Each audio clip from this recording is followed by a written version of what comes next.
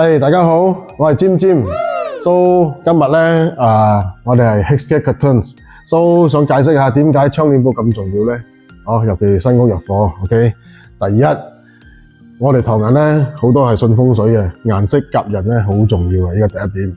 第二點呢，就要襯翻你嘅環境，即係講家私啊。雖然而家未有家私啦嚇。第三，如果你係西斜嘅地方，你都唔使驚，因為我哋呢個山 block 係去到60%到80%嘅，所以你唔驚。你睇到嘛？而家早上晚黑都唔知噶，因為佢個布料好啊嘛。再加上 ，OK， 我開俾你睇啦。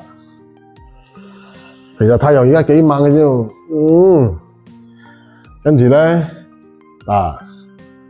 又有紗布嘅，有時太陽冇咁曬嘅時候咧，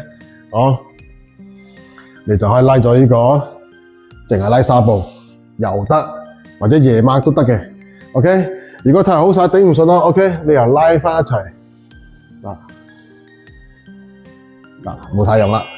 所以而家做緊 promotion 啊，咪走雞啊，so 有咩嘢留言俾我哋，bye。